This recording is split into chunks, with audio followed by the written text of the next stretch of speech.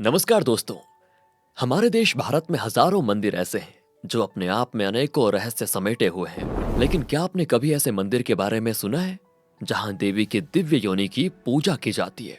इतना ही नहीं, यहाँ देवी को हर साल में 3 दिन मासिक धर्म आता है और तब मंदिर के कपाट बंद कर दिए जाते हैं। लेकिन आसपास बहने वाली नदी, तालाब का पानी, सबका रंग लाल हो जाता है और इस मंदिर को देश में तांत्रिकों का गढ़ माना जाता है। हम बात कर रहे हैं असम के कामाख्या मंदिर की, जो अपने अंदर अनेकों रहस्य समेटे बैठा है। तो आखिर क्यों इस मंदिर को तांत्रिकों का गढ़ माना जाता है? क्या है मंदिर से भक्तों को भेंट में मिलने वाले उस लाल कपड़े का रहस्य जिसे पाना सौभाग्य माना जाता है? और क्यों माँ कामाख्या ने अपने सबसे बड़े भक्त को दिया था पत्थर की मूर्ति बन जाने का सबसे भयानक श्राप? आज माँ कामाख्या मंदिर से जुड़े कुछ ऐसे रहस्य जानेंगे जिन्हें कोई नहीं सुलझा पाया, तो पूरा वीडियो जरूर देखिएगा। दोस्तों, गुवाहाटी आसाम के नीलांचल पर्वत पर मौजूद है कामाख्या मंदिर, जिसे देवी सती के 51वें शक्तिपीठों में सबसे प्रसिद्ध और सबसे रहस्यमय मंदिर माना जाता है। यहाँ देवी भगवती की महामुद्रा यानी योनि कुंड स्थित है। हमारे सनातन धर्म के महान इतिहास के अनुसार जब माँ भगवती देवी सती ने भगवान शिव के साथ विवाह किया था, तब उनके पिता प्रजापति दक्ष काफी नाराज हो गए थे और उन्होंने एक विशाल यज्ञ का आयोजन किया, जिसमें प्रजापति दक्ष ने देवी सती और महादेव के अलावा ब्रह्मांड के सभी देवी देवताओं को आमंत्रित किया था। परंतु फिर भी देवी सती भगवान शंकर से उस यज्ञ में जाने का हठ करने लगी। लेकिन महादेव को तो पहले से ही अनहोनी का आभास हो गया था, इसीलिए वो देवी सती को यज्ञ में जाने की अनुमति नहीं देना चाहते थे। लेकिन देवी सती की हठ को देखते हुए भोलेनाथ ने हार मानकर उन्हें यज्ञ में जाने की अनुमति दे दी। जहां पहुंचते ही देवी ने अपने पिता से आमंत्रण न भेजने का कारण पूछा और प्रजापति दक्ष ने क्रोध में आकर महादेव के लिए अपशब्द बोलने शुरू कर दिए। तभी अपने पति का तिरस्कार सुनकर देवी को काफी गहरा आघात पहुंचा और उन्होंने वहां पर मौजूद हवन कुंड में कूदकर अपने प्राणों की आहुति दे दी थी। फिर महादेव को जब इस बात का आभास हुआ तो वो यज्ञ स्थल पर पहुंच गए और देवी सती के पार्थिव शरीर को अपनी गोद में उठाकर पूरे ब्रह्मांड में तांडव करने लगे। कहा तो यह जाता है कि उन्हें इतना क्रोध आ गया था कि वो अपने तांडव से सृष्टि को नष्ट कर देते। और तब भगवान विष्णु ने सृष्टि को प्रलय से बचाने के लिए देवी सती के देह पर अपना सुदर्शन चक्र छोड़ दिया, जिससे देवी का शरीर 51 टुकड़ों में कटकर अलग अलग जगहों पर गिरा और वहां शक्तिपीठों का निर्माण हुआ, जिसे हम देवी के 51 शक्तिपीठों के रूप में जानते हैं। इनमें से नीलांचल पर्वत पर देवी सती की योनि गिरी थी और उस योनि ने एक देवी का रूप धारण किया, जिन्हें हम कामाख्या देवी के नाम से जानते हैं। माँ कामाख्या के इस मंदिर में कोई प्रतिमा स्थापित नहीं है, बल्कि मंदिर के गर्भगृह में एक योनि के आकार का कुंड बना हुआ है और भक्तजन इसे कुंड की पूजा करते हैं। ये कुंड हमेशा फूलों से ढका रहता है और आज की तारीख में भी इस कुंड में लगातार जल निकलता रहता है। कहा जाता है कि यह कुंड तो सदियों पुराना है, लेकिन इसे कब स्थापित किया गया था ये आज भी एक रहस्य बना हुआ है। वहीं इस कुंड से जल कैसे निकलता है, इसके पीछे की वजह भी अभी किसी को नहीं पता। कामाख्या मंदिर से जुड़ा अगला रहस्य है अंबुबाची वस्त्र। कहा जाता है कि हर साल जून के महीने में माँ रजस्वला होती है, यानी उन्हें मासिक धर्म आता है। इस दौरान मंदिर के कपाट बंद कर दिए जाते हैं और मंदिर में पुरुषों को प्रवेश नहीं दिया जाता। मगर कपाट बंद करने से पहले माँ की योनि और गर्भगृह के बाकी हिस्सों को एक सफेद कपड़े से ढक दिया जाता है और यही 3 दिन मंदिर परिसर में अंबुबाची मेला आयोजित किया जाता है। लेकिन रहस्यमय बात यह है कि 3 दिन पहले मंदिर के कपाट बंद करने से पहले पाषाण शिला को, जिसे सफेद कपड़े से ढका गया था, मंदिर के द्वार खुलते ही उस कपड़े को लाल रंग में पाया जाता है।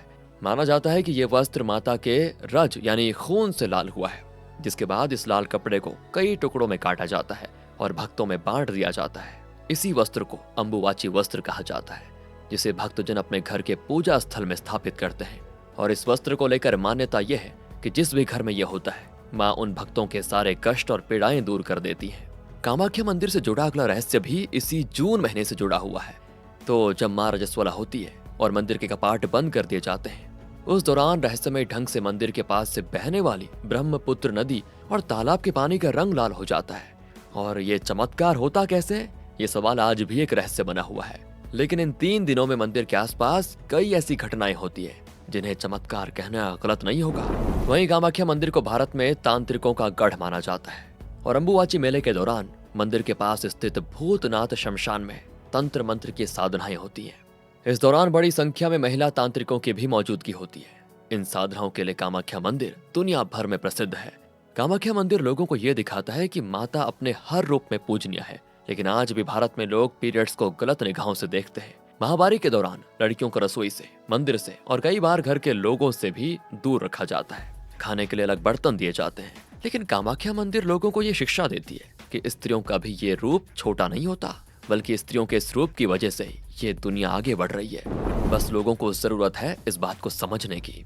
यहाँ के तांत्रिक करते हैं काला जादू। जी हाँ, नीलांचल पर्वत को तंत्र साधना के लिए सबसे महत्वपूर्ण जगह माना जाता है। यहाँ पर साधु और अघोरियों की भीड़ लगी रहती है जो काला जादू करने में माहिर होते हैं। अगर कोई व्यक्ति काला जादू से ग्रसित है तो वो यहाँ पर आकर इस समस्या से निजात पा सकता है। माना जाता है कि यहाँ के तांत्रिक बुरी शक्तियों को दूर करने में भी समर्थ होते हैं। हालांकि वो अपनी शक्तियों का इस्तेमाल काफी सोच विचार कर करते हैं। कामाख्या के तांत्रिक और साधु चमत्कार करने में सक्षम होते हैं। कई लोग विवाह, बच्चे, धन और दूसरी इच्छाओं की पूर्ति के लिए कामाख्या की तीर्थ यात्रा पर जाते हैं। मनोकामना पूरी करने के लिए कामाख्या मंदिर में कन्या पूजन व भंडारा किया जाता है। इसके साथ ही यहाँ पर पशुओं की बलि भी दी जाती है, लेकिन यहाँ मादा जानवर की बलि नहीं दी जाती। आखिर में हम कामाख्या मंदिर से जुड़ी एक ऐसी सत्य पौराणिक कथा के बारे में जानेंगे जो आपके रोंगटे खड़ी कर देगी। सालों पहले की बात है। कूची बिहार के राजा नरनारायण माँ कामाख्या देवी के काफी बड़े भक्त थे, जो रोजाना माँ के दर्शन करके नीलांचल पर्वत जाया करते थे। तो वहां उनकी मुलाकात मंदिर के मुख्य पुजारी केंदुकलाई से होती थी, जिनकी प्रार्थना करने पर एक बार माँ कामाख्या ने एक छोटी बच्ची के मृत शरीर में जान फूंक दी थी, यानी उसे पुनर्जीवित कर दिया था। इसीलिए केंदुकलाई जी को वहां के लोग काफी मानते थे। उस दौरान शाम के वक्त आरती के पश्चात जब मंदिर के द्वार बंद हो जाते थे, तब केंदुकलाई गर्भगृह में बैठकर माँ की उपासना करते थे और कहा जाता है कि उस समय पर माँ स्वयं साक्षात प्रकट होकर नृत्य करती थी। तो जब ये बात राजा नरनारायण को पता चली तो उन्होंने केंदुकलाई से विनती करते हुए कहा, देखिए, आप मेरे मित्र हैं, माँ कामाख्या के पुजारी हैं और आपसे विनती है, प्रार्थना है कि मुझे माँ के एक बार दर्शन करने दीजिए। बाद में मैं आपसे कुछ नहीं मांगूंगा।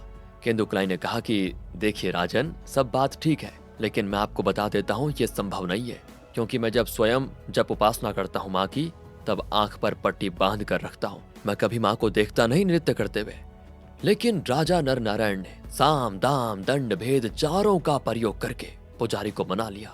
लेकिन केंदुकलाई ने कहा, मैं आपको गर्भगृह के अंदर तो नहीं आने दूंगा। शाम ढलती गई, रात हुई और जैसे ही केंदुकलाई ने स्तुति करना आरंभ किया, माँ तुरंत प्रकट हो गई। लेकिन माँ को यह आभास हो गया कि मेरे साथ धोखा हुआ है, और जैसे उन्होंने देखा कि छिद्र से स्वयं राजा नरनारायण उनको देख रहा है, तभी उन्होंने तुरंत सबसे पहला कार्य जो किया वो ये था कि जो पंडित वहां पर बैठकर स्तुति गा रहे थे उनको पत्थर बना दिया। इस तरह कामाख्या देवी ने अपने सबसे बड़े भक्त को सबसे भयानक श्राप दिया, जिसके बाद माँ ने सीधा राजा की ओर देखते हुए कहा, मैं आपको श्राप दे रही हूँ कि अगर आप या फिर आपका वंश इस मंदिर के आसपास भी भटका तो मैं आपके वंश को तबाह कर दूंगी, नाश कर दूंगी। और तब से ही माँ कामाख्या के इस क्षेत्र में वहाँ की जो रॉयल डायनेस्टी है, कूची बिहार राजा है, उनको प्रवेश करने की अनुमति नहीं है। यहाँ तक कि आज भी राजा के वंशज जब ट्रेन में यात्रा करते हैं और रास्ते में नीलांचल पर्वत आता है, तब उनकी नजर गलती से भी माँ कामाख्या देवी के मंदिर के पास ना चले जाए, तो इसके लिए वो प्रवास के दौरान ही अपनी आंखों के सामने छतरी खोल देते हैं। तो आज के लिए बस इतना ही। आप कमेंट्स में जय माँ कामाख्या देवी जरूर लिखिए, ताकि माँ की कृपा आप पर भी बनी रहे। ये वीडियो अच्छा लगा हो तो लाइक कीजिए, शेयर करके हमें सपोर्ट कीजिए, और सनातन धर्म से जुड़े ऐसे ही दिलचस्प वीडियोस के लिए भारत स्पंदन चैनल को करें सब्सक्राइब। बोलो जय श्री राम।